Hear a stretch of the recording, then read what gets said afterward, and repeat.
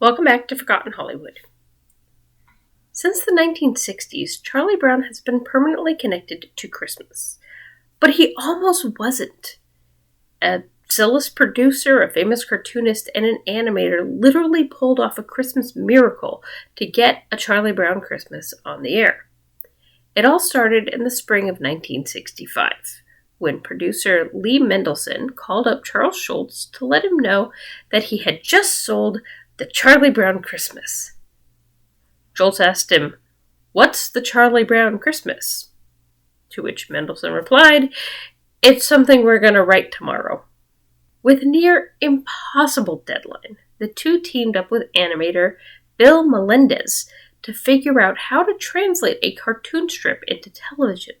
The story outline was finished in a single afternoon, and the day after it was submitted to the sponsor, they got the go-ahead to make it in 6 months. Start to finish, scripts, casting, animation, music, it all had to be done by the fall. One of the things that set this special apart from others at the time, and even from a lot of animation today, was the fact that the three guys behind it insisted on using child actors, many of them untrained, for the kids. If you weren't aware, most animated children are voiced by adults. That's how Rugrats got to use the same cast for 10 years without Tommy going through puberty. While most of the kids went on to voice their characters in other Peanuts specials, only 3 pursued acting outside of animation. Peter Robbins, who voiced Charlie Brown, had already had some guest appearances on television shows such as Rawhide and the Munsters, and continued acting well into his teens. Tracy Stratford was established in television, having performed for 6 years prior to being cast as Lucy Van Pelt, including roles in Bonanza, The Twilight Zone, and The Dick Van Dyke Show. She had a total of 19 acting credits before retiring at the age of 14. This was her only time playing a Peanuts character. The final professional was Christopher Shea, who took on Linus Van Pelt as his very first acting role, and stuck with the character in 3 more specials, including It's the Great Pumpkin Charlie Brown. He also appeared in nearly 20 additional shows and movies before he stopped acting at the age of 13. While they did a good job of learning and delivering their lines, young Kathy Steinberg was only 6 years old when she got the role of Sally Brown. Her voice fit perfectly with the character, but she needed extra help with coaching to get through all the dialogue. One notable voice in the special was that of Snoopy. Director Bill Melendez filled in sounds during read-throughs while they tried to find the perfect voice for the character. With time short and him right there, he ended up with the job. While this is one of the earliest I've heard of a director stepping up in this way, it's not the only time it's happened. For example, in 2016's animated musical Sing, as well as its 2021 sequel, director Garth Jennings played the elderly secretary Miss Crawley. It happened exactly the same as with Snoopy, with the director was just filling in until they realized his voice was the one that worked best. Schulz and Company also went against convention by hiring a local jazz musician they knew, which was not common for this type of television special. Vince Guaraldi composed 2 songs now synonymous with Peanuts, Christmas Time Is Here and Linus and Lucy, which I spent much of my childhood thinking of as the Charlie Brown song.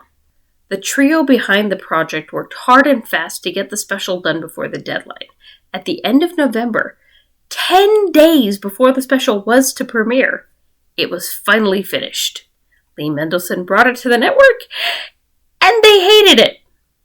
They didn't like the music. They thought the pacing was too slow, and I think nearly everyone was concerned about Linus quoting the Bible as a comic-based character. This was something reserved for more serious projects. However, so close to the premiere date, it was too late to pull the plug on the whole thing, so they figured they would just air it one time and forget about it. Little did they know what an impact it would be, but it didn't take them long to find out. The week A Charlie Brown Christmas premiered, it topped the charts, coming in second only to Bonanza. Now remember, this is the mid-60s. Bonanza was the biggest thing on television, so huge Huge accomplishment there. Beyond television, the show had an impact on an economic level. In the 1960s, aluminum trees were all the rage, which is why they made an appearance in the story. As a kid, I was convinced Charles Schulz made them up because I had never seen an aluminum tree in my life and I couldn't figure out who would want an aluminum shiny Christmas tree. But I didn't know that we have Charles Schulz to thank for the change. As thousands of fans watched Charlie Brown rescue that little tree from the lot, something happened. Sales of real trees started skyrocketing, and the aluminum tree was cast aside as a symbol of what things look like when they get too commercialized. A 30-minute cartoon single-handedly killed the aluminum tree industry and renewed interest in the holiday classic of a real living tree. Ever since that one-time showing on December 9th, 1965, Charlie Brown and Christmas were forever linked. It was also the start of a string of Peanuts television specials and movies, a legacy that continues to this day. This first one is a holiday tradition in my house. How about yours? Thanks for watching. Which is your favorite Peanut special? Let me know in the comments, and don't forget to like and subscribe. Click the bell for notifications, and I will catch up with you next time.